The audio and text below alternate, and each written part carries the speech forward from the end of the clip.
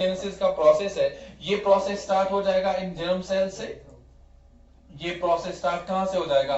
Germ cell से। और हमारे पास जनरली एक टाइप ऑफ स्पर्मेटोगोनियम आ जाएगा जिसको आप क्या कहोगे? Type A spermatogonium.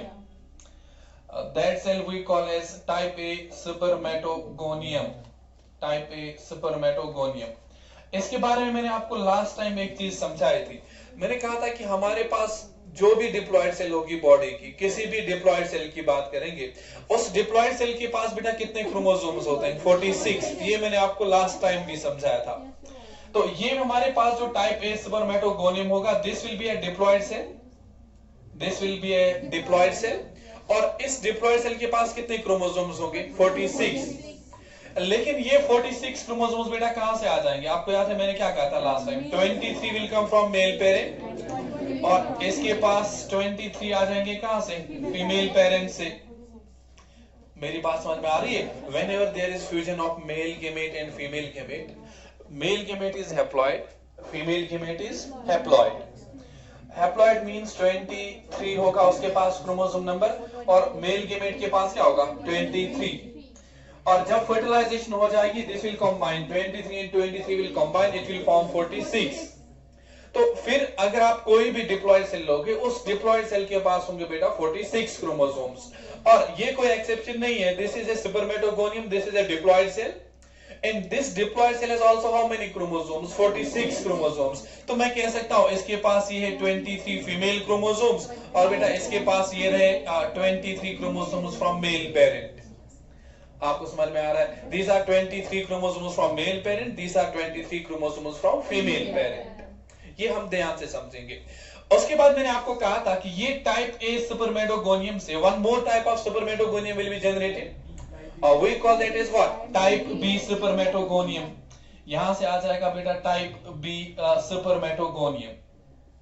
Type B spermatogonium. Now this type B spermatogonium is also what? A diploid cell. This is also a diploid cell. इसका मतलब है कि ये सेल हमारे पास होगी बेटा, ये भी क्या होगी? 2n। और इससे पहले हमने देखा टाइप ए स्पर्मेटोगोनियम, वो भी क्या है? 2n। अब मैंने इसमें परसों एक बात कही थी आपको सी वैल्यू के बारे में, आपको याद है? हमने कहा था कि 1 is the number of chromosomes, जो मैं काउंट कर रहा हूं 1 2 3 4, this is 23 and 23 46. But there is a weight of these chromosomes, and that weight is noted by C, जिसको हम कहते हैं C वैल्यू। परसों मैंने कहा था, और मैंने कहा था आपसे जब भी आप किसी डिप्लॉयड सेल की बात करोगे, उस डिप्लॉयड सेल का जो C वैल्यू होगा, that will be how much? That will be 2C। और इस डिप्लॉयड सेल का C वैल्यू भी क्या होगा? 2C। अब ये मैं रटा याद नहीं रखना कि डिप्लॉयड सेल का C वैल्यू 2C है। It depends on the stage of the cell cycle. कहां पे है ये सेल? ये सेल इंटरफेज में है, या ये सेल किसी कैरियोकाइनेसिस के स्टेज में है? ये सेल कहां पे है बेटा? ये वेरी करेगा। मेरी बात समझ में आ रही है? जनरली हम कहते हैं कि जो सेल इंटरफेज से स्टार्ट करेगी, जिसका डिवीजन इंटरफेज से स्टार्ट होगा, इंटरफेज से स्टार्ट होगा, इंटरफेज में उस सेल के पास होगा 2n2c कंडीशन। जनरली जब उसने डिवीजन स्टार्ट किया, मेरी बात समझ में आ रही है? It will change after the S phase.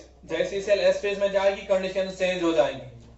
लेकिन जब ये इंटरफेज है, जब इसने डिवीजन स्टार्ट किया, उस टाइम पे इसके पास कंडीशन क्या होगी? 2n2c। अब एक बात याद रखोगे, normally the type A spermatogonium will not divide, generally they will not undergo what? Mitosis. Some types of spermatogonium A, or some cells of type A spermatogonium, they grow or they outgrow the other cells, and they will get converted into what? Type B spermatogonium. Type B spermatogonium.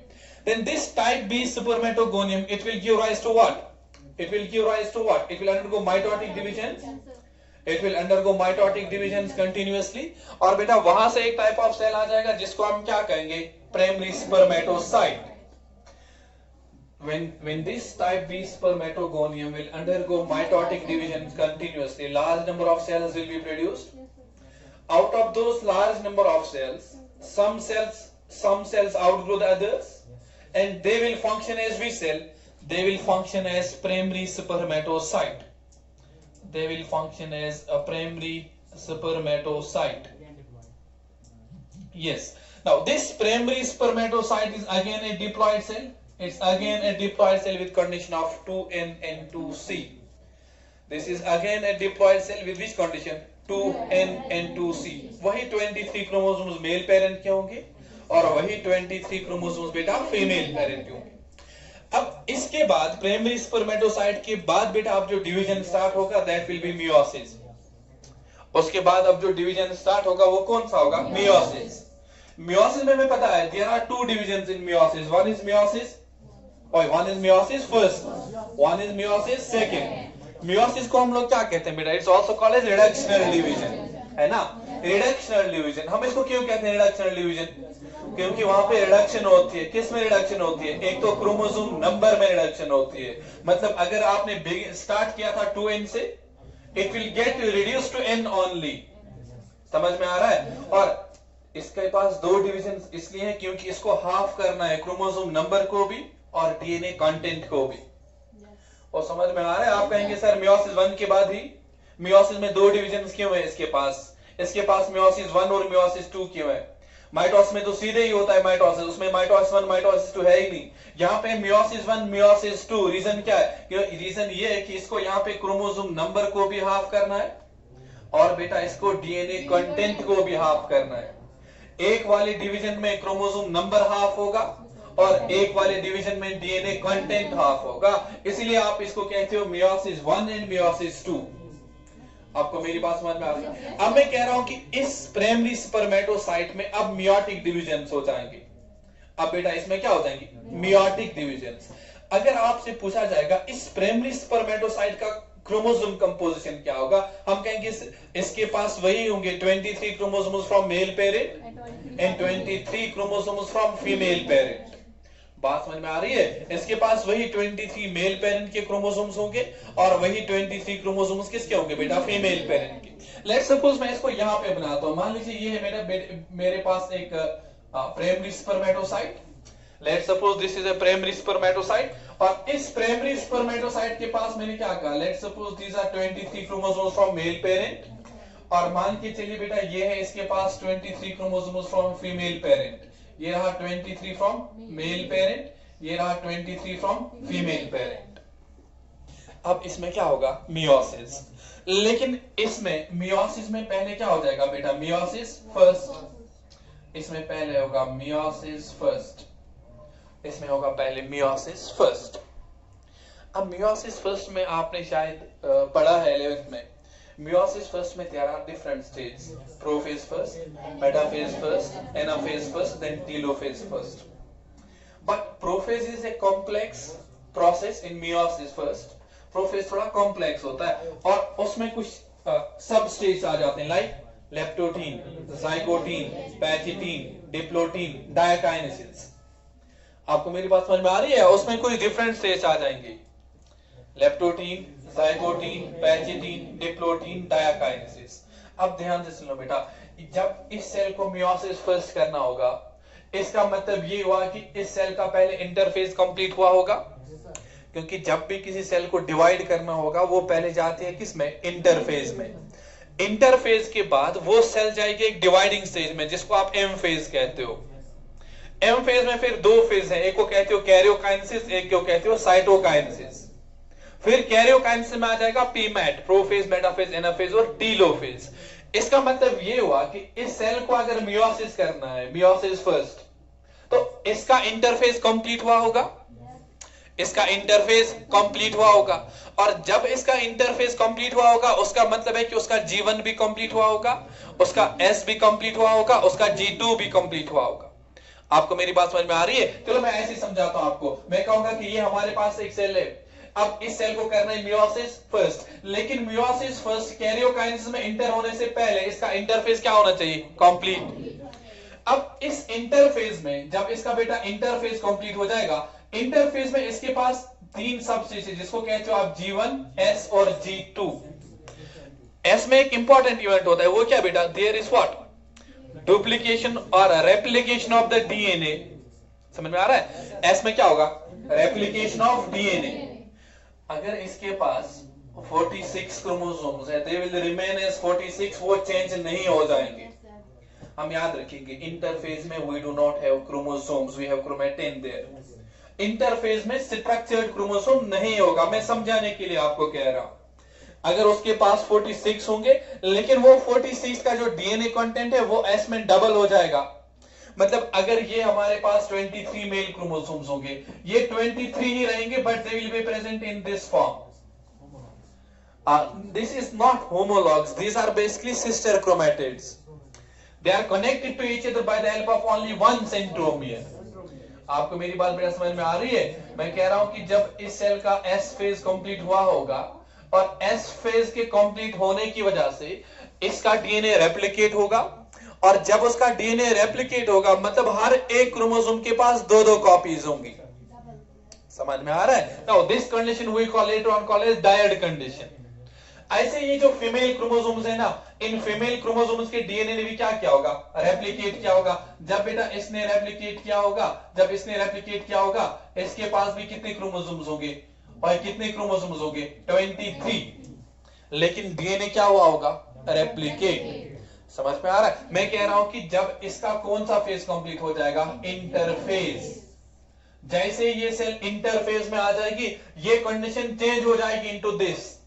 ये भी रहेंगे कितने बेटा? 23, और ये भी कितने रहेंगे? 23। नंबर में चेंज नहीं होगा। और ध्यान से सुन लो, इसमें सेंट्रो, जरा मुझे बताओ, इसमें सेंट्रोमियर कितने हैं? एक। और ये क्या रहा? एक। तो सेंट्रोमियर्स कितने यहां पे? 2। अब इसमें बताओ सेंट्रोमियर्स कितने? 2।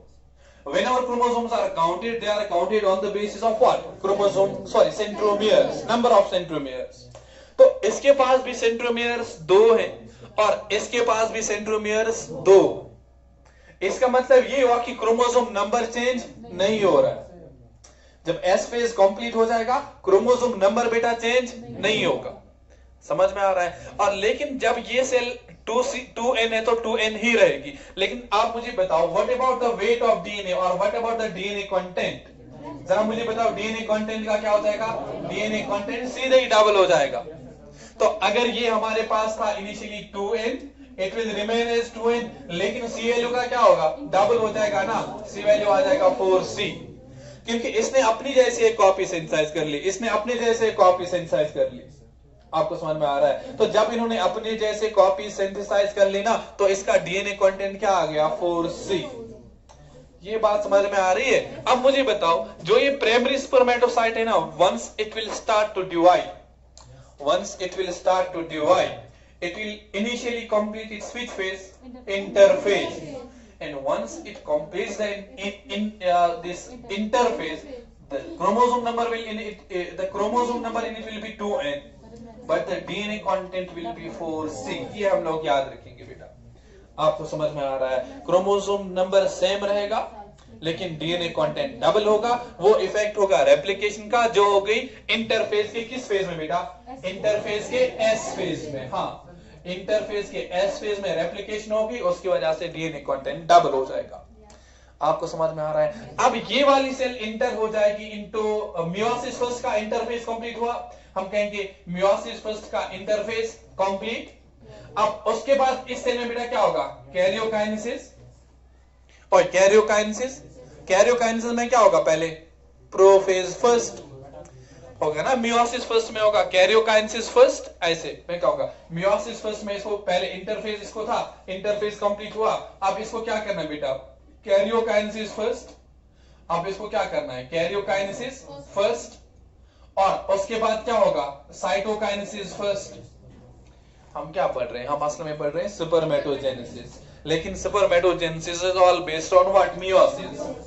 इसमें तो मियोटिक डिवीजन ही है ना, वो बाद में हम जो आपको लिखना है ना वो रटोगे, रटने के लिए आप बाद में पढ़ोगे। There is growth phase, there is multiplication phase, there is division phase. मैं आपको समझा रहा हूं प्रोसेस क्या है एक्चुअली, स्पर्मेटोजेनेसिस में होता क्या है। तो हमने क्या कहा अभी तक? एक जर्म सेल हमारे पास थी, उसके दो टाइप से, type A, type B. Type B ने बाद में प्रोड्यूस किया प्राइमरी स्पर्मेटोसाइट। अब हम देख रहे हैं कि प्राइमरी स्पर्मेटोसाइट को क्या होना है? मियोसिस।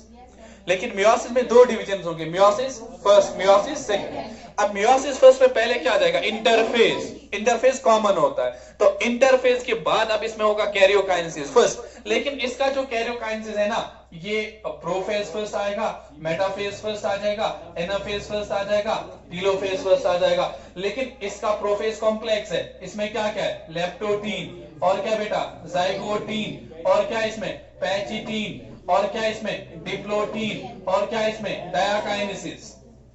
ये तो आपने पढ़े हैं 11th क्लास में, leptotene, zygotene, pachytene, diplotene and डायाकाइनेसिस। अब इन सारे फेजेस में क्या होता है बेटा, इन सारे फेज में होता है ये कि ये जो क्रोमोसोम्स है ना 23 मेल पेरेंट के और 23 फीमेल पेरेंट के, ये इन क्रोमोसोम्स के पास अब कुछ प्रोसेसेस होती है। क्या होती है, एक एक प्रोसेसिंग होती है, मतलब मॉलिक्यूलर लेवल पे ये एक दूसरे को आप जोड़ना स्टार्ट करेंगे। The male chromosomes will search for female chromosomes. इनके पास तो आंखें नहीं है ना, बट मॉलिक्यूलर लेवल पे they search for each other. They do not have eyes, but they search for each other at the molecular level. मेरा कहने का मतलब ये है कि अगर let's suppose इस 23 में से मेल पेरेंट के पास होंगे 23 क्रोमोसोम्स, और वो क्रोमोसोम्स होंगे chromosome number 1, then there will be chromosome number 2, then there will be chromosome number 3, then there will be chromosome number 4, so on and so forth up to 23 है ना male parent के पास ये chromosome. और ऐसे बेटा हम यहां से देखेंगे जो फीमेल पेरेंट है इसके पास भी क्या होगा, क्रोमोसोम नंबर 1 और क्रोमोसोम नंबर 2, फिर क्या होगा क्रोमोसोम नंबर 3 अप टू 23। मेरी बात समझ में आ रही है, इसके पास भी वही नंबरिंग, इसके पास भी वही numbering, but they are present in the cell randomly. वो सेल में कोई है ना रैंडमली प्रेजेंट है, but now they start to search for each other. मतलब chromosome number 1 will search for its chromosome number 1 from the female parent। कुछ बीच में जा रहा है, chromosome number 1 of male parent will search for chromosome number 1 of female parent, chromosome number 2 of female parent will search for chromosome number 3 of male parent। वही होगा, ऐसे ऐसे क्या कर रहे हो, it will search for chromosome number 2 only, 3 नहीं। Chromosome number 1 will search for chromosome number 1, 2 will search for 2, 3 will search for 3, and then they will pair up, then they will pair up, and that process we call as what, synapses। इसका मतलब ये कि इसमें पहले एक stage आ जाएगा जहां पे क्रोमोसोम नंबर 1 जाएगा किसके साथ, क्रोमोसोम नंबर 1 के साथ, क्रोमोसोम नंबर 2 जाएगा क्रोमोसोम नंबर 2 के साथ। मैं बेटा यहां पे थोड़ा दिखाता हूं। Let's suppose this is 1 chromosome of the male parent, this is 1 chromosome of male parent, ये रहा क्रोमोसोम ऑफ मेल पेरेंट, कोई भी क्रोमोसोम, मान लीजिए chromosome number 1, and it will search for chromosome number 1 of female parent. ये मान लीजिए बेटा this is chromosome number 1 of, sorry this is chromosome number 1 of female parent, this is chromosome number 1 of female parent. Now they search for each other, this is 1 and 1, and the process we call as what, synapses। तो इन्होंने पहले एक stage complete किया जहां पे ये pair up हो गए, और बेटा इस प्रोसेस को मैंने क्या कहा, साइनेप्सिस। वो तो आपसे अगर क्वेश्चन पूछा जाता मियोसिस में, स्पर्मेटोजेनेसिस में कहीं पे साइनेप्सिस होता या नहीं, आप कहते नहीं होता है क्योंकि वो मियोसिस में होता है, लेकिन स्पर्मेटोजेनेसिस इज व्हाट, मियोसिस। समझ में आ रहा है, वो साइनेप्सिस तो मियोसिस में होता है, लेकिन स्पर्मेटोजेनेसिस भी क्या है, समझ में आ रहा है। इसका मतलब है कि स्पर्मेटोजेनेसिस में भी कहीं पे synapses होगा। And what is synapses? Pairing of what? Homologous chromosomes। Homologous क्या होता है, same, 1 of male 1 of female, 2 of male 2 of female। समझ में आ रहा है, these are called as homologous chromosomes, these are called as homologous chromosomes। जरा मुझे बताओ इसका मेल पेरेंट का 23 है ना, यहां पे भी 23 आ जाएंगे, यहां पे भी 23 आ जाएंगे, ठीक है। अब XY का क्या हुआ होगा, X और X होमोलॉग्स, हाँ, बट X और Y होमोलॉग्स हैं, हेटेरोलॉग्स हैं। X and Y are homologs only a certain part, they are not completely homologs, और completely homologs नहीं है, they are homologs only a certain part, fine। अब मैं क्या कह रहा था, इसको मियोसिस करना है, इंटरफेज इसने किया, अब ये कर रहा है कैरियोकाइनेसिस। कैरियोकाइनेसिस में ये सारे स्टेज है, मैं इनको नहीं बताऊंगा किस स्टेज में एक्जैक्टली होगा, वो मियोसिस है। मेरे लिए इंपॉर्टेंट ये है कि ये they will undergo what, synapsis. अब इन्होंने क्या किया, साइनेप्सिस। अब इसके बाद साइनेप्सिस ने क्यों किया, इन्होंने वहां पे भी दोस्ती की है ना, सेल के अंदर भी इनकी दोस्ती, लेकिन क्यों, क्योंकि इसके बाद there is one more event that we call is what, crossing over. अब वहां पे एक और इवेंट होना है जिसको हम क्या कहते हैं, क्रॉसिंग ओवर। लेकिन जैसे ये दो क्रोमोसोम साथ साथ आ जाएंगे ना, जैसे ये क्रोमोसोम नंबर, ये तो वैसे रेड है, और let's suppose red is male and this is female, fine. Chromosome number 1 and 1 now they synapse with each other, but इनमें कभी कभी झगड़ा भी हो सकता है ना, तो चांसेस है they can move away from each other, उड़ जाएंगे एक दूसरे से, है ना। तो क्या होगा, उस चीज को बचाने के लिए क्या होगा, इनके बीच में एक कॉम्प्लेक्स जनरेट हो जाएगा which will hold the two, and that complex we call as synaptonymal complex। अब इनके बीच में एक न्यूक्लियोप्रोटीनेशियस स्ट्रक्चर जनरेट होगा, जिस स्ट्रक्चर को हम कहेंगे साइनेप्टोनिमल कॉम्प्लेक्स, और वो साइनेप्टोनिमल कॉम्प्लेक्स बेटा इंश्योर करेगा कि ये अपीयरिंग कुछ टाइम के लिए होनी चाहिए, जब तक क्या हो जाए, क्रॉसिंग ओवर। समझ में आ रहा है, तो हम कहेंगे इनके बीच में एक कॉम्प्लेक्स ग्रो हो रहा है, इनके बीच में एक कॉम्प्लेक्स ग्रो हो रहा है, और इस कॉम्प्लेक्स को हम क्या कहते हैं बेटा, साइनेप्टोनिमल कॉम्प्लेक्स। इस कॉम्प्लेक्स को हम नाम क्या देते हैं, साइनेप्टोनिमल कॉम्प्लेक्स। तो आपसे अगर क्वेश्चन पूछा जाता, आप बताइए क्या स्पर्मेटोजेनेसिस में कहीं पे साइनेप्टोनिमल कॉम्प्लेक्स फॉर्मेशन होती, तो आप क्या बोलते, सर नहीं होती है। क्यों नहीं होती है, क्योंकि वो मियोसिस है। समझ में आ रहा है, लेकिन याद रखेंगे synaptonemal complex formation also takes place in spermatogenesis because spermatogenesis is what, a meiosis. समझ में आ गया, ठीक है। अब इन्होंने दोस्ती कर ली, चांस था लड़ाई होने का, अब वो लड़ाई हो भी जाएगी, लेकिन तब भी दूर दूर नहीं भाग जाएंगे। क्यों नहीं भाग जाएंगे, और निकाह पढ़ के है ना बुद्धू, निकाह पढ़ के है ना, तो नहीं जाएंगे एक दूसरे दूर, है ना। तो अब ये आगे, now there will be crossing over, now there will be what, crossing over, now the chromosomes will start to exchange information with each other। अब ये chromosomes, ओए नालायक, ओए बुद्धू, यहां से देख लो क्या कर रहे हो। now the chromosomes will start to exchange their information, लेकिन याद रखेंगे chromosome number 1 will exchange information with chromosome number 1 only। क्या, chromosome number 1 of male parent will exchange information with chromosome number 1 of female parent only। ऐसा नहीं होगा कि 1 will not search for 2, 1 and 2 will not exchange the information। This is a mechanism of molecular level, this is a very complex process। फिलहाल के लिए हम लोग याद रखेंगे कि ये जो जिन क्रोमोसोम्स, बात है नहीं, जिन क्रोमोसोम्स में साइनेप्सिस, कि आपकी भी साइनेप्सिस हो रही है, तो जिन क्रोमोसोम्स में साइनेप्सिस हो रही है, जिन क्रोमोसोम्स में साइनेप्सिस हो रही है, अब उन्हीं क्रोमोसोम्स में क्या होगा, exchange of genetic information, that is crossing over. तो मैं कहूंगा इसके बाद एक और स्टेज आ जाएगा, इसके बाद एक और स्टेज आ जाएगा। अभी हम प्रोफेज है, अभी हम बेटा प्रोफेज में ही है, हाँ। तो उसके बाद एक और स्टेज आ जाएगा, वो स्टेज क्या होगा, ये रहा let's suppose chromosome 1 of male parent, और ये रहा इसका replicated part. Let's suppose this is chromosome of female parent, ये ऐसे होगा। now they will synapse with each other, they will cross over at some specific sites, we call those sites as recombination nodules। और synaptonymal complex पे कुछ nodules develop होते हैं, उनमें एक एंजाइम होता है recombinase, वो इंश्योर कराता है recombination। तो याद रखेंगे ये क्रोमोसोम्स कुछ पॉइंट्स पे क्रॉसिंग ओवर करेंगे, जहां पे रिकॉम्बिनेशन नोड्यूल्स डेवलप हुए होंगे। तो मैं कहूंगा ये ऐसे होगा, ये था मेल पेरेंट का part, this is male chromosome, और ये क्रॉसिंग ओवर कभी ऐसे नहीं होते, this is male chromosome, this is female chromosome.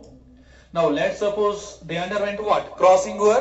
Crossing over के बाद इन्होंने बेटा अपने सेगमेंट्स को क्या किया, exchange.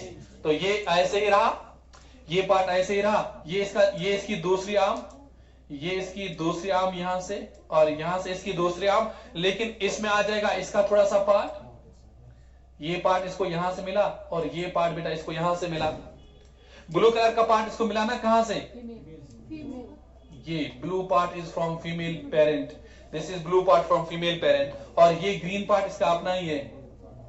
This green part, this is from the male parent and this blue part is from female parent. अब क्या हो गया, सुन लो, this chromosome is purely parental chromosome, this chromosome is purely maternal chromosome. अगर हम देखना चाहते हैं कि कौन सा क्रोमोसोम मैटरनल है, कौन सा पैटर्नल है, this is purely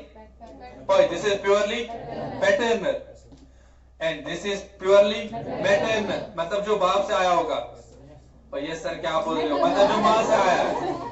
maternal means जो माँ से आया है एंड पैटर्नल मीन्स जो बाप से आया है। Now these are pure in nature, इसमें कोई भी चीज साथ नहीं।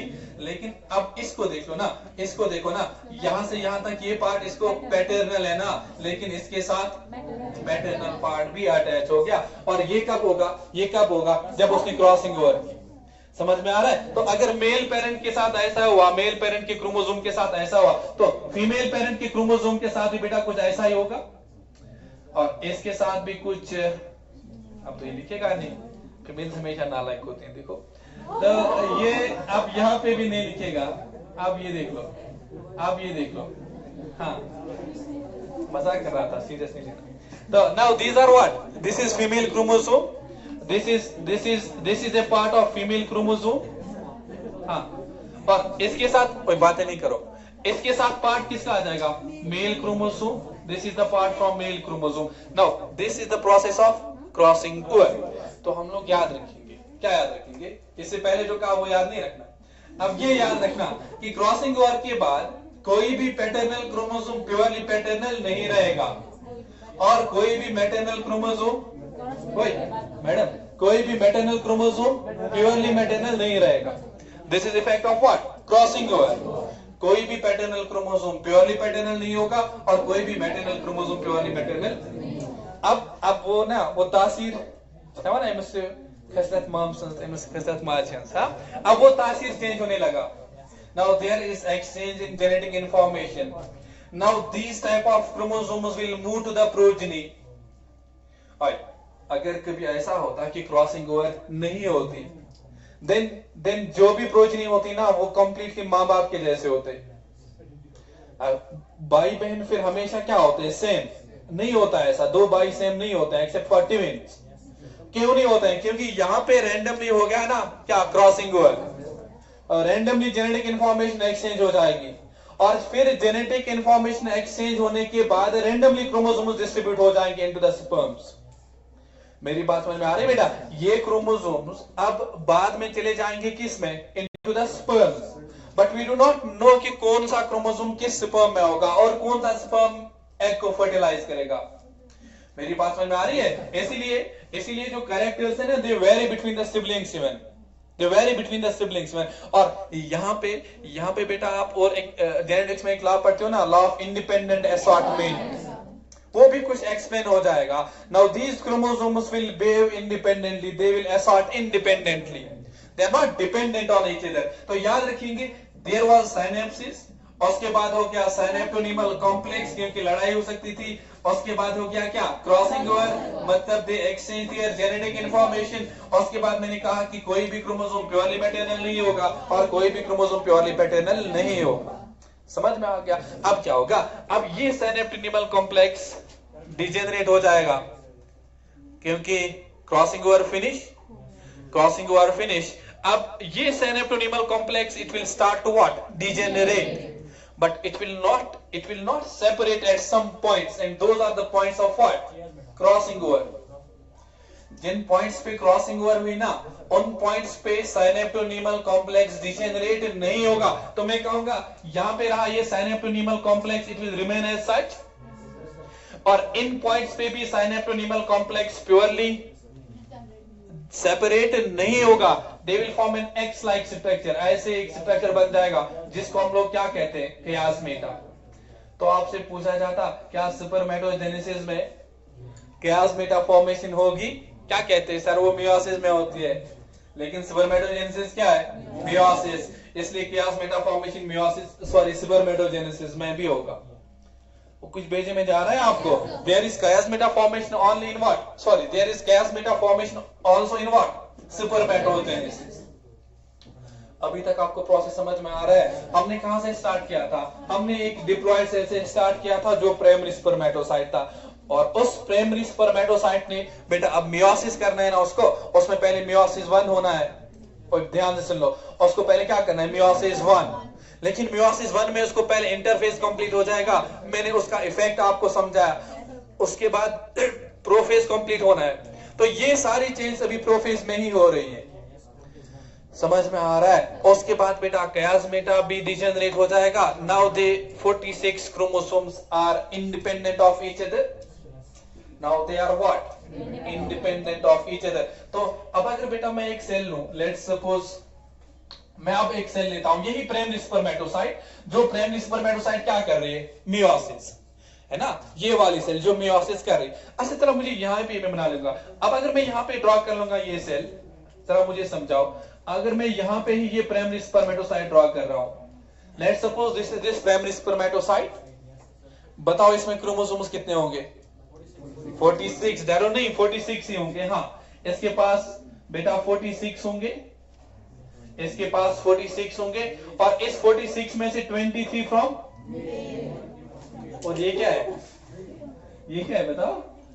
कोई तो बता ही नहीं रहा है। और इसमें क्या होंगे? 23 फ्रॉम फीमेल। ये 23 आ गए मेल पेरेंट से, ये 23 आ गए फीमेल पेरेंट से, लेकिन this is not purely maternal, क्योंकि इसके पास क्रॉसिंग हुआ। और ये क्रोमोसोम भी बेटा हम लोग याद रखेंगे, ये प्योरली मैटरनल नहीं, क्योंकि क्रॉसिंग हुआ। अब ध्यान से सुन लो बेटा। नाउ देयर, जरा मुझे बोलो, ये प्रोसेस न्यूक्लियस में हो रहा है कि साइटोप्लाज्म में हो रहा है? न्यूक्लियस में हो रहा है। प्रोफेज कंप्लीट हो जाएगा न्यूक्लियस में ही। This is basically nuclear division. अभी इसके पास न्यूक्लियर इनलेट बाहर से होगा, this is not cell membrane, ये मैं बना रहा हूं न्यूक्लियर मेम्ब्रेन, समझ में आ रहा है? बाहर से होगा साइटोप्लाज्म और सेल मेम्ब्रेन। अब नाउ देयर आर 46 क्रोमोसोम्स, ये बेटा 23 है इसको मेल पेरेंट के, और ये है इसको 23 from female parent. Now they are randomly present in the cell cytoplasm, है ना? अब ये रैंडमली प्रेजेंट है, अब ये ऐश कर रहे हैं सेल साइटोप्लाज्म में। Now they are randomly present, और इसी के साथ prophase first finish, nuclear envelope will degenerate and Golgi nucleolus सारा चला जाए। याद रखेंगे, व्हेनेवर न्यूक्लियर एनवेलप डिजेनरेट्स, उसका मतलब न्यूक्लियोलस भी गया, न्यूक्लियस भी गया, हाँ सब कुछ गया। तो याद रखेंगे, जैसे ही इसका nuclear envelope finish, now the chromosomes, these chromosomes जिनमें क्रॉसिंग ओवर हो गया है, they will come to lie in what? Cell cytoplasm. बीच में कुछ आ रहा है? अब ये क्रोमोसोम आ जाएंगे कहां पे? सेल साइटोप्लाज्म में, ठीक है? तो मैं यहां पे बना सकता हूं बेटा, मैं कहूंगा कि ये जो अब स्पर्मेटोसाइट होगी, मैं यहां पे कंटिन्यू करता हूं। Now this will be the cell membrane, now this will be what? Cell membrane.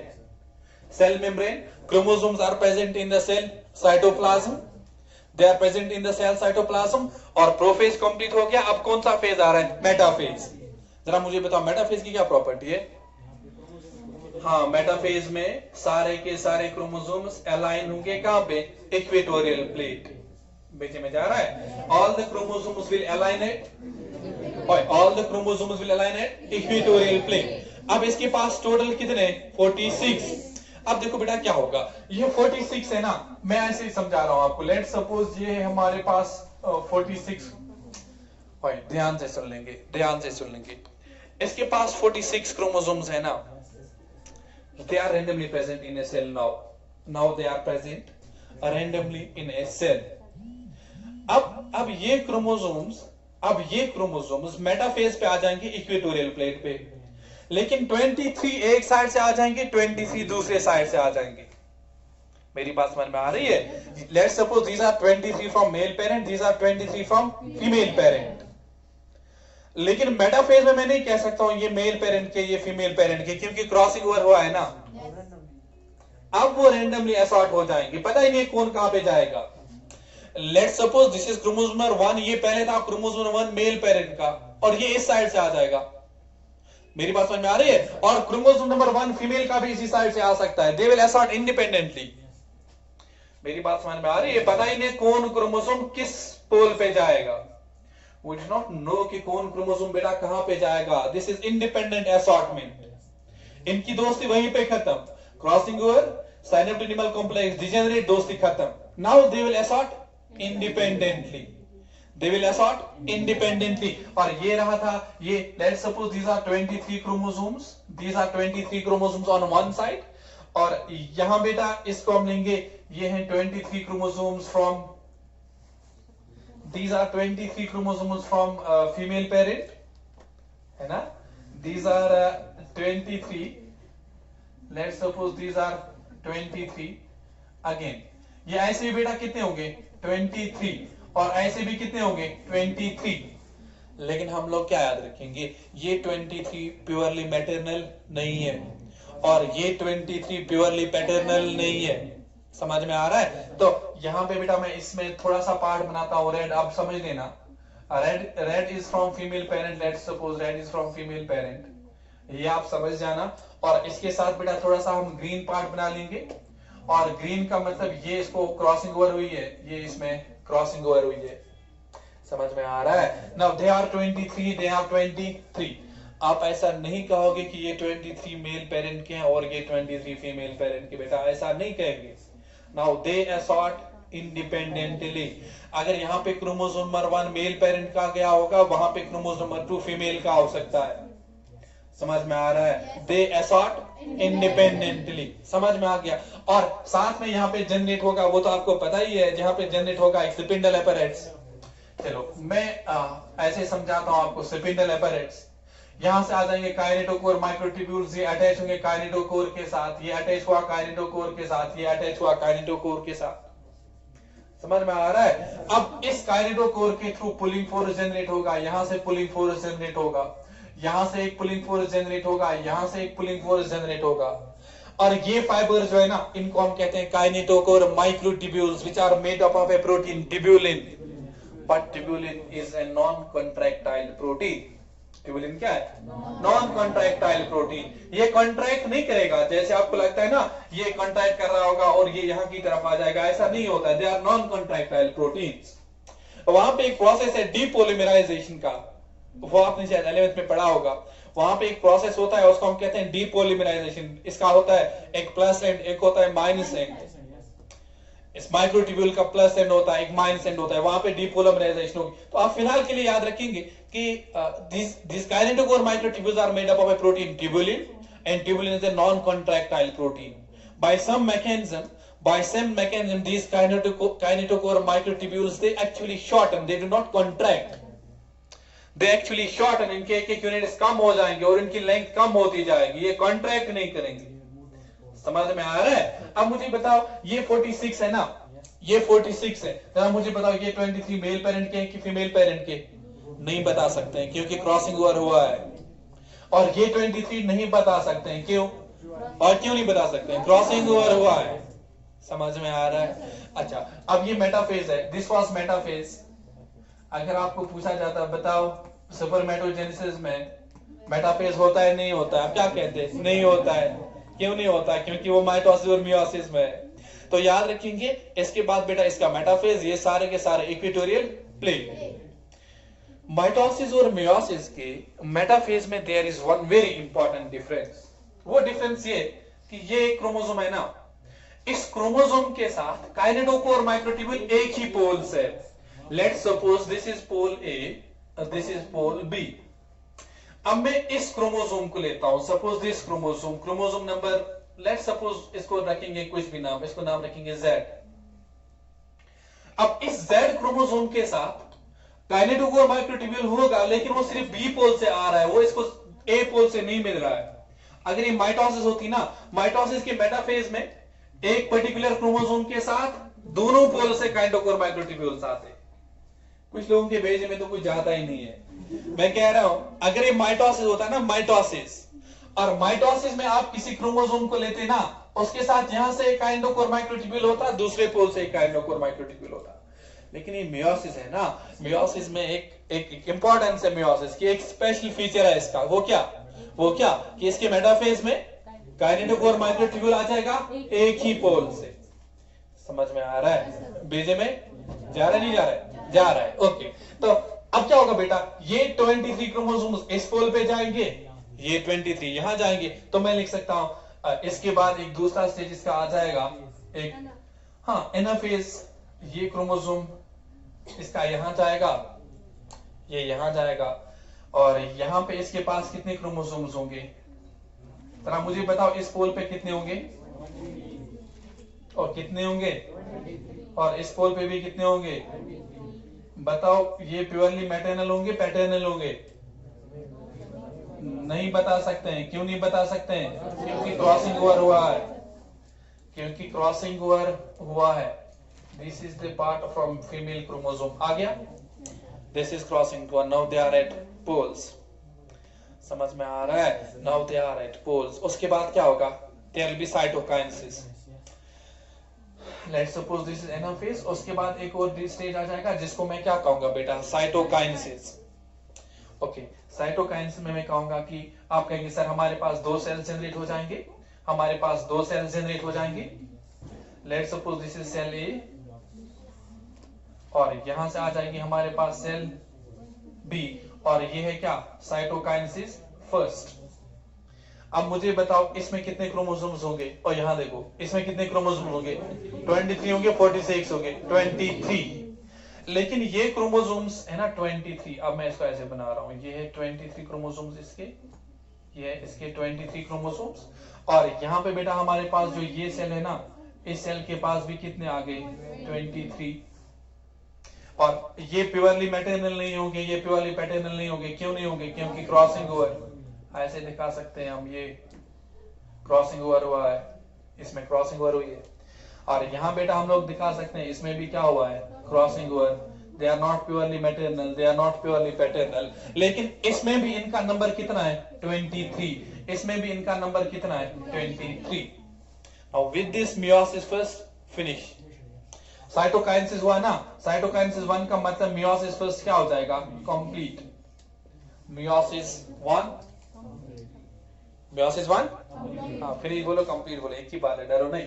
तो meiosis 1 complete, meiosis 1 complete, we get how many cells? ये ब्रदर सेल्स हैं डॉटर सेल्स हैं? डॉटर सेल्स हैं, ब्रदर सेल्स नहीं है। तो इन दोनों daughter cells में 23 क्रोमोसोम्स है। अब मुझे एक बात समझाओ, ये हैप्लॉइड है डिप्लॉइड है? हैप्लॉइड है। क्रोमोसोम नंबर क्या होगा? 23। या मैं लिख सकता हूँ n? तो लिख सकता हूँ n, गलत होगा? ठीक है, फिर तो भी आपने बताया, तो इसका भी क्या आ जाएगा? n। तो आप मुझे बताओ c का क्या हुआ? c का क्या हुआ? What about the c value?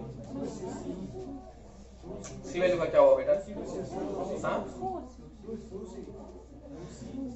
समझेंगे। यहाँ पे क्या था? 4c। ये सारा चलते चलते यहाँ पहुंच गया, क्या है? 4c, 46 है ना। अब ये भी यहाँ पे क्या था? 4c। यहाँ पे भी क्या है? 2n, और साथ में क्या है? 4c। अब यहाँ पे भी क्या है? 2n, 4c। लेकिन इस 4 को हमने डिवाइड किया ना 2 पोल्स पे। एक पोल पे क्या गया? 2c, दूसरे पोल पे भी क्या गया? 2c। ये थे ना 46, मैंने क्या कहा? 23 यहाँ आ गए, 23 यहाँ आ गए। समझ ही नहीं आ रहा है। 4c है 46, तो उस 23 क्या होगा? 2c, हाफ है ना, तो ये भी 2c, ये भी 2c, नंबर सेम रहेगा। अब ये देखो बेटा, ये भी क्या रहेगा? 2c, और ये भी क्या रहेगा? 2c। आपको मेरी बात समझ में आ रही है? आपको मेरी बात समझ में आ रही है? मैंने क्या कहा था बिगिनिंग में? मैंने कहा था कि मियोसिस में 2 डिवीजन होते हैं, मियोसिस 1, मियोसिस 2। मियोसिस 1 में there is reduction in what? और there is reduction in chromosome number. हमने कहां से स्टार्ट किया था? 2n से, लास्ट में क्या मिला? n। इसलिए मियोसिस में 2 डिविजन होते हैं। आपने स्टार्ट कहां से किया है? 2c से किया है ना स्टार्ट। और कहां गया वो सेल? कहां गई? हमने स्टार्ट किया था ना 2c से। ये नहीं, हमने स्टार्ट किया था ना 2n 2c से। ये तो बाद में इसका इंटरफेस हो गया ना। तो ये भी 2c है बेटा, ये यहाँ पे भी क्या है? 2c। समझ में आ रहा है? समझ।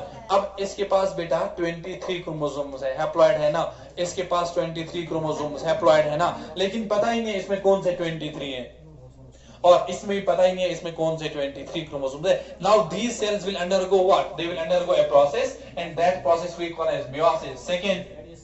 हाँ, अब उसके बाद बेटा एक दूसरा प्रोसेस होगा जिसको मैं क्या कहूंगा? Meiosis second.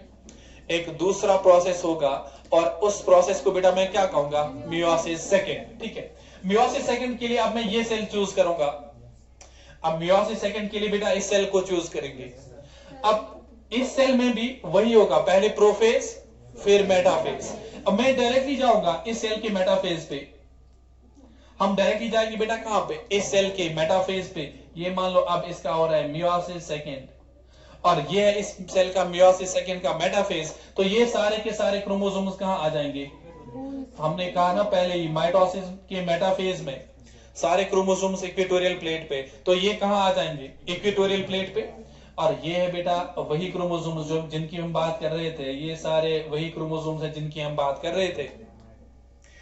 इसके साथ क्या होगा अटैच, काइनेटोकोर माइक्रोट्यूब्यूल्स। ये अभी मैं आपको समझा रहा था, इसके साथ काइनेटोकोर माइक्रोट्यूब्यूल्स आ जाएंगे दो पोल से। यही चीज मैं समझा रहा था ना, इसके साथ काइनेटोकोर माइक्रोट्यूब्यूल्स आ जाएंगे दोनों पोल से। Now these chromosomes are like this, they are like this, male sorry one part and another part, male female अब नहीं कह रहे हैं, one part and another part, they are like this. अच्छा यहाँ पे ऊपर थोड़ा, they are like this, they are like this. अब इसको यहां से काइनेटोकोर माइक्रोट्यूब्यूल, यहां से kinetochore microtubule, they will separate, they will separate. अब मुझे एक बात बताओ, ऐसे जब मैंने इनको कंबाइन किया, और ध्यान से सुनना, इनके पास कितने सेंट्रोमियर्स हैं, एक। ठीक है, अब मैंने इसको यहां लिया, इसको यहां लिया, ये कितने बन गए, दो। समझ में आ रहा है, ये दो बन गए ना, क्योंकि अब सेंट्रोमियर्स दो आ गए। तो मतलब जब इस सेल का एनाफेज आ जाएगा ना, मतलब इस सेल का जब एनाफेज आ जाएगा, तो ये सेल बेटा हमारे पास ऐसे होगी, it will be like this. ये सेल ऐसे होगी, इसके पास यही 46 क्रोमोसोम्स, ये 23 क्रोमोसोम्स होंगे। लेकिन इन 23 क्रोमोसोम्स की ऐसी हालत होगी, इनका ये वाला स्टेज होगा, ये यहां पे भी 23 होंगे, यहां पे 23 होंगे।